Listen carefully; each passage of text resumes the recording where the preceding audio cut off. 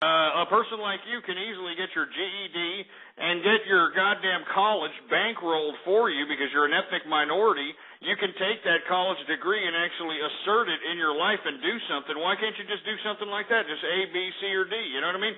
Live in the dorm. Live like these college kids. It's going to be all paid for. You're a minority. So what the hell's your problem? Well, I mean, you just got to face the reality. It's just much. No. You know what you're doing? I mean. Are you kidding me? You know that I'm telling you the truth. You're just a lazy person, for a lack of a better term, sir.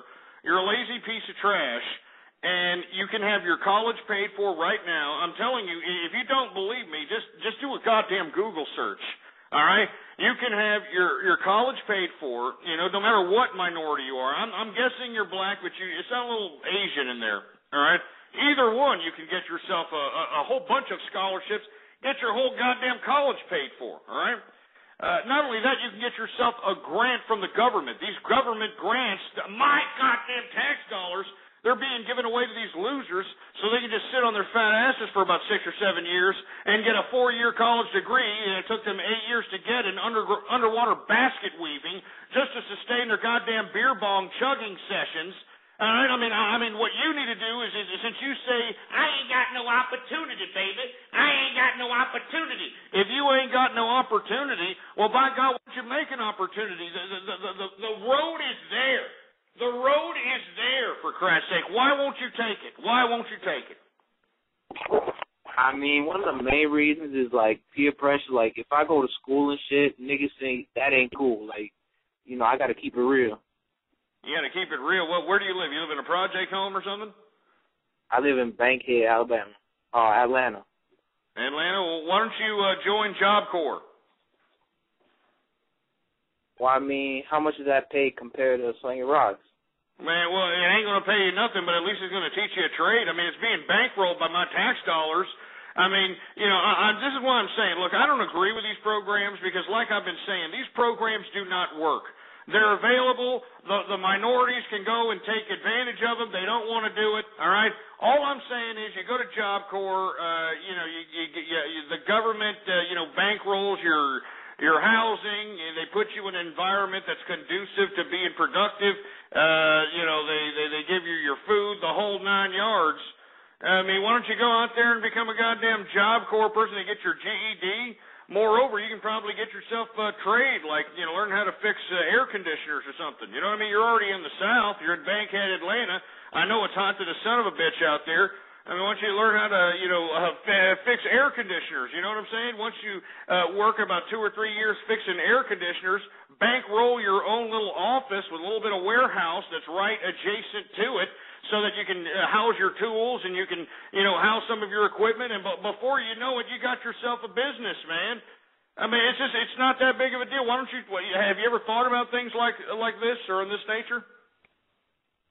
Nah, my plan was, I remember this one dude called in. You told him to work at McDonald's, work his way up, save money, and invest that. I mean, I was trying to invest the money that I got from grinding. I got $10,000 saved up. No, okay. Look, this is a serious question from grinding. Okay, let's just say that you got some money grinding. Okay, and this by no means is any kind of legal advice. This is purely for educational purposes only. All right. I am not condoning this activity whatsoever. I am just enlightening you on some of the realities of, slanging rock and then thinking that you can become a legitimate businessman. All right? First of all, generating revenue from crack rock, all right? That's a lot of money because, you got a lot of crack peeps and they're going to come in every 5 minutes giving you more and more capital, and that's cash money. So let's say that you want to bankroll that cash money into some kind of business. Well, the bad part about it is that it's going to raise red flags all over the place by the IRS, the state governments, if you happen to have any state taxes. I mean, there's a lot of things out here, all right? There's a lot of things that you have to worry about when you're just, getting unexpected capital that's unaccounted for and applying it to any kind of actual business venture. I mean, there's some serious risks in that nature, and that's why I'm saying for all the folks that are out there in the urban communities that are saying, "Hey, I'm slanging crack rock. That's all I can do." Well, I mean, you have to realize that you can't do that forever. Moreover, you can't just parlay that into some kind of goddamn business venture. You can't do it. You're going to have to account for that money in some fashion. And if you can't account for that money, then you're going to go to jail. Just ask Wesley Snipes. All right? I mean, if you can't go out and say where your money's coming from or pay your taxes, you're going to jail. You understand? And that's what you need to worry about. That's what everybody needs to worry about, for Christ's sake. Anyway, 508, you there, man? Yeah. Yeah, man. So, just do it the right way. Why don't you just do it just by flipping burgers, doing something, man? I guarantee you in a year you'd probably be managing the place. Nah. One more thing, though. Hey, well, what race are you? Is it a racial thing? What race are you? I'm black. You black? So, so you're saying that it's a hood thing, that, your peers will probably clown on you. They'll rag on you. They'll probably even sense a little bit of weakness if you actually go out and go to school and that sort of thing. Am I correct? Nah. Am I right? Isn't that what you just said? You said it was your homies that are out there clowning you, right? Yeah. Yeah, well, okay, let's say if you were able to take yourself out of that situation, all right? Let's say, okay, we'll take you out of that situation. Would you specifically go and start studying and doing that sort of thing? Yeah, maybe. Yeah?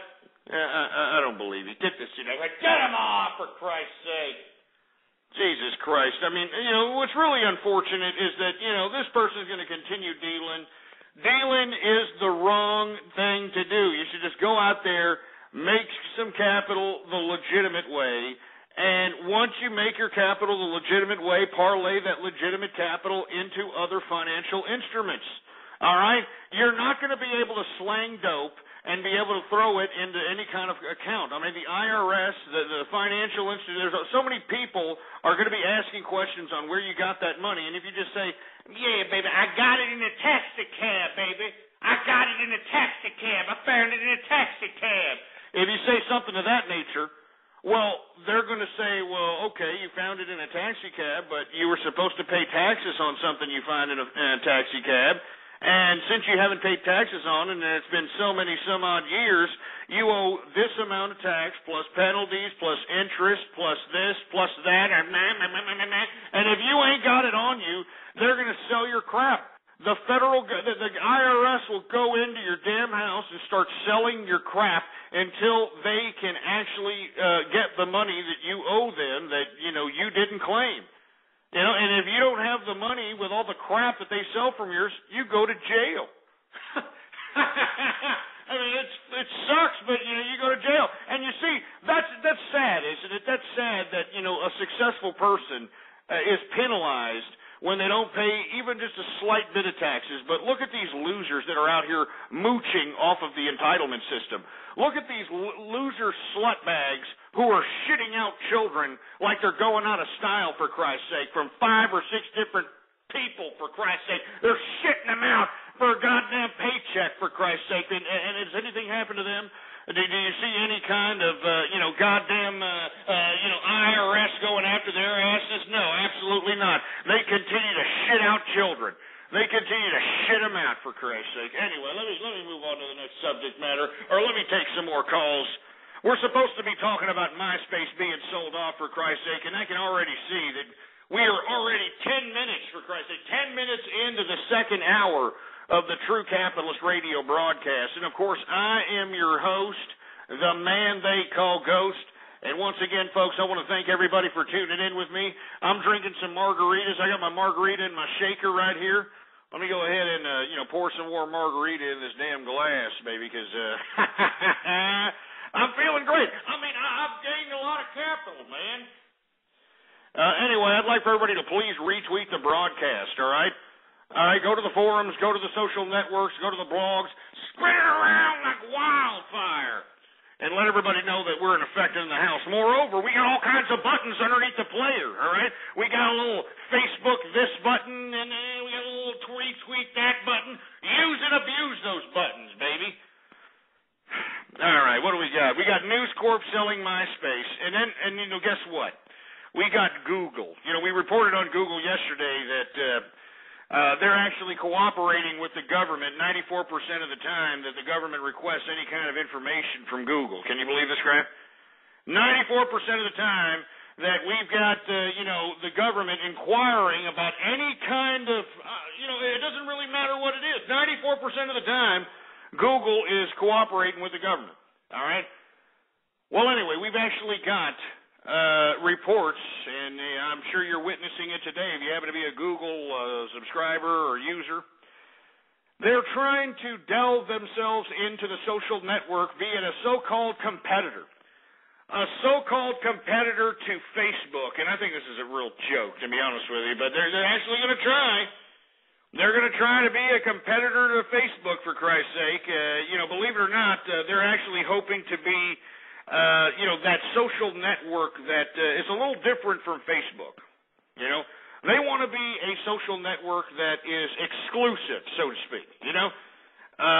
Google is hoping that, individuals that don't go to Facebook because it's all public and everyone can see will start patronizing the Google version of a Facebook-like a social network in hopes of, providing some kind of an exclusive area for one to social network. I mean, this is what they're hoping. I kid you not, all right? I kid you not. I mean, and Google is going to attempt this. This is their attempt, for Christ's sake. And meanwhile, we got, the chairman, Eric Schmidt, whatever the hell his name is, that Schmidt guy. You know what I'm talking about? The damn chairman of Google saying today that the jeopardy of internet freedom is at hand, and that internet censorship is not only more than probable, it's possible. And what I'm saying is, I don't want internet censorship, all right? I don't want internet regulation, for Christ's sake. But here you've got, this Schmidt guy, the chairman of Google, suggesting that internet censorship, because of this Arab Spring and other uprisings throughout the international community, that it's just a matter of time. It's just a matter of time, for Christ's sake. And let me tell you, that is something that I cannot stand. I cannot sit here and just act like that is something we're supposed to just brush off as insignificant. You understand? Jesus Christ. Let me take a drink of this.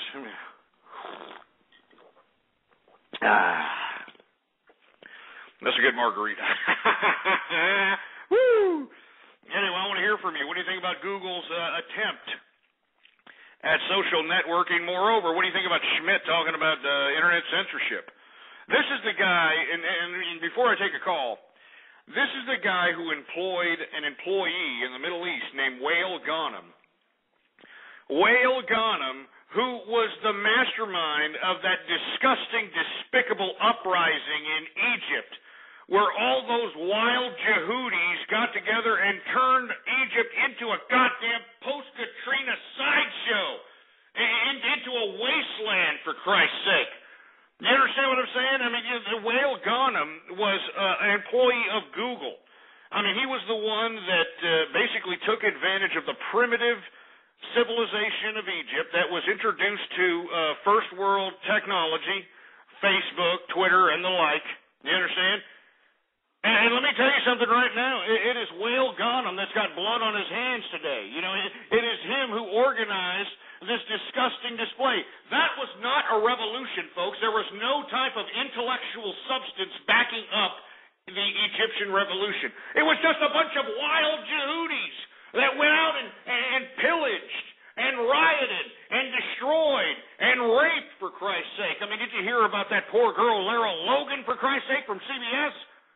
I mean, Lara Logan, got gang, molested or fondled or raped, or I don't know. She doesn't even want to know about it. She doesn't want to remember it, poor girl. She got gang raped by a gang load of Yehudis covering this so-called goddamn uprising or revolution. It's a disgrace. So anyway, Google's out here, like I said, trying to, get some kind of competitive social network thing going on against Facebook. What do you think? You think it'll work? Area code